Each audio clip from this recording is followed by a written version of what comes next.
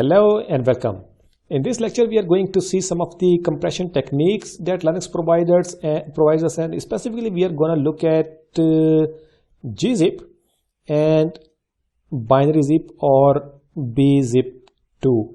Now, the algorithm or the protocol or the technique that is used by bzip is different than gunzip, and generally bzip2 provides us more compression ratio as compared to gzip, but really that depends on the contents type and the file type. Sometimes you will see that if you are using gzip, then that has provided you more compression as compared to bzip2, but generally bzip2 provides us more compression. Just remember that thing.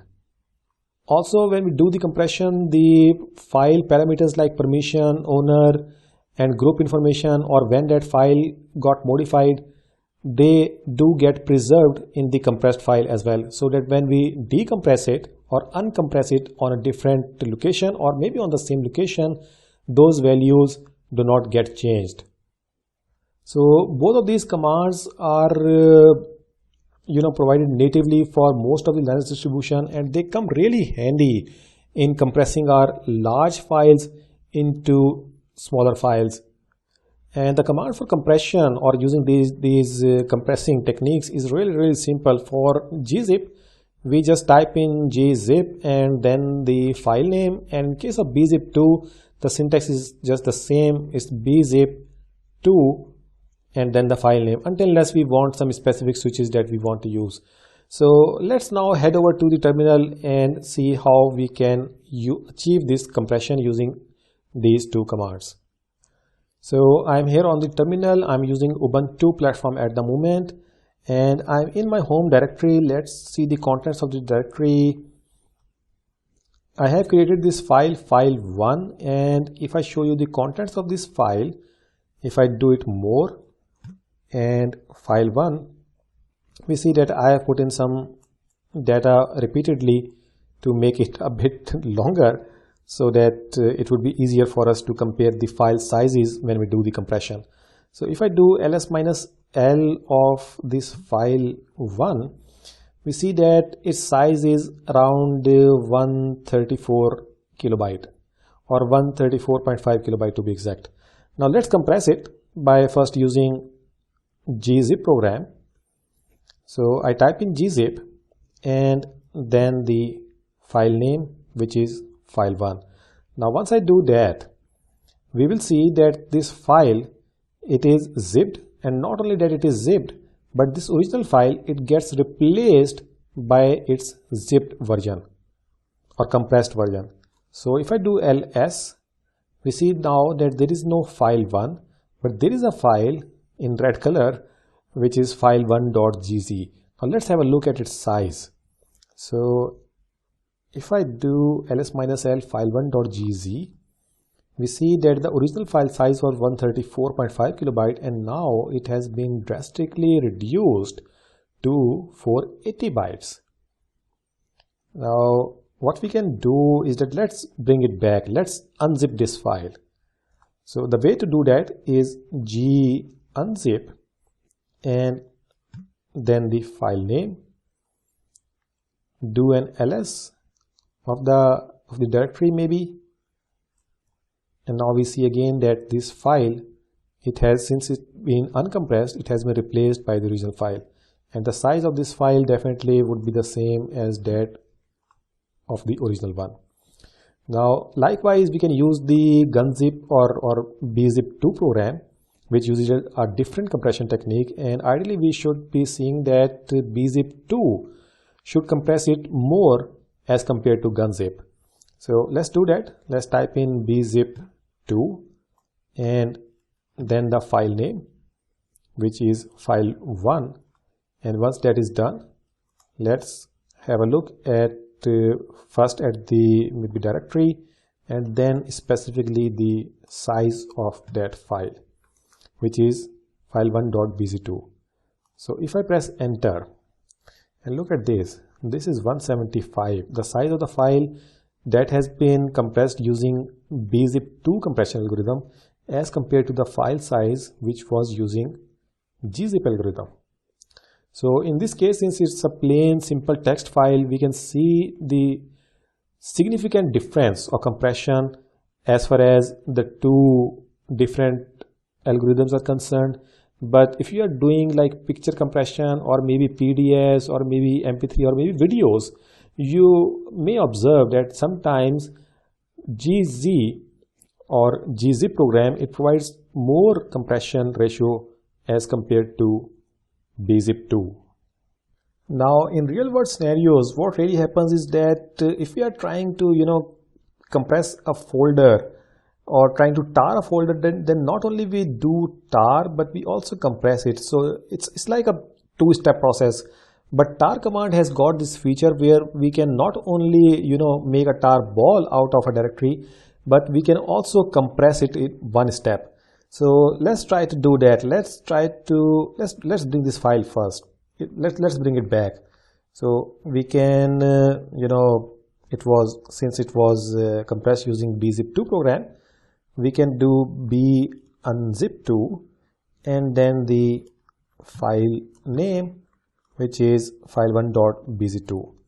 Now once we do that and we have a look at the size of the file, we see that indeed it has been recovered in its original state.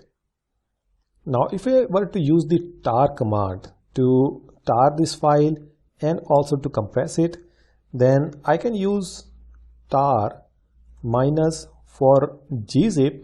I use the switch Z. C is for creating the tar ball. We can use V if we want verbosity, and then for file we define the flag F, then the name of the file that we want to create. So let's call it file1.tar.gz.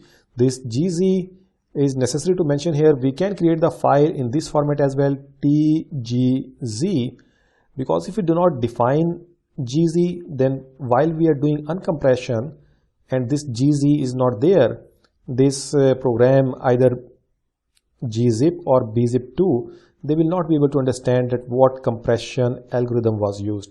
So it's necessary that either we use tgz as an extension or we write it like tar.gz. And after that, the original file, which is file1.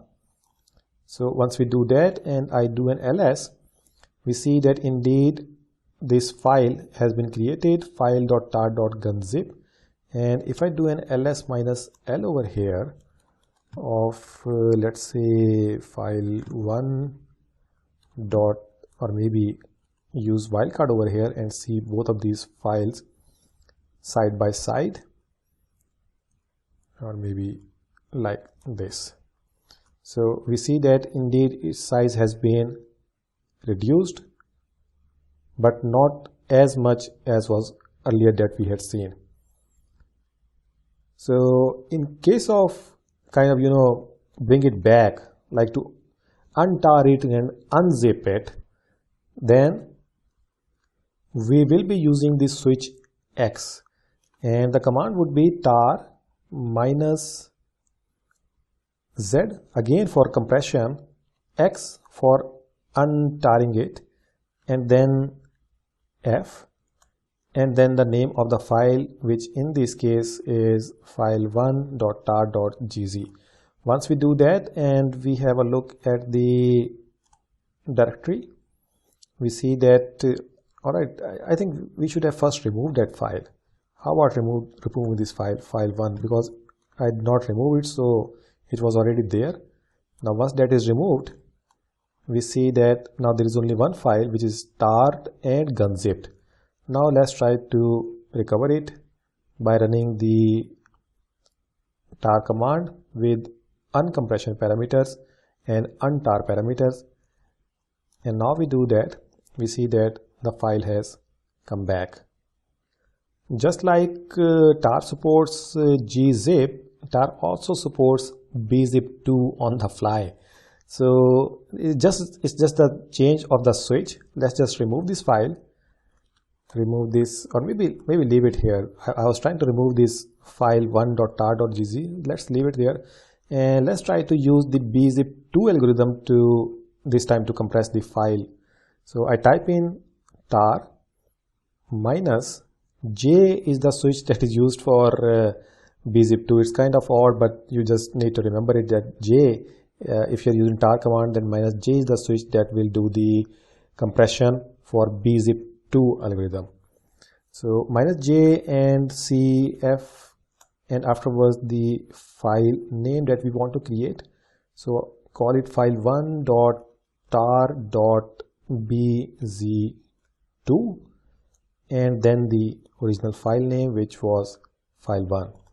So once we do that and we have a look at the files now, we see that indeed the file that has been compressed using bzip2 algorithm, it is compressed more as compared to gz. If I remove this file, file1, let's just remove it, file1, and now let's try to bring back this file from this bz2 using tar command. So I type in tar minus J again because we are going to use bzip2 algorithm, and this time X again is for untarring that, and F signifies the file name, and then the name of the file, which is file1.tar.bz2. and if I press enter now and do an ls again to see the contents, we see that indeed the file has come back. So that's all there is to it. You can have a look at the manual entries of gzip if you want to use some switches. Likewise, manual entry for bzip2 as well. If I bring it down and maybe we can give the output on the standard output. These are the flags that you can use. There's a force flag as well, and there's quiet mode as well. So not much option really in there, just pretty slick and straightforward command. Just give the command and the file name and boom, it's done. The file is compressed. And likewise, give the command and uncompress command and the file name, and it has come. It comes back. So that's all there is to it. I hope you have learned about the compression algorithm, gzip and bzip2, and how we can integrate those algorithms in one command, that is tar.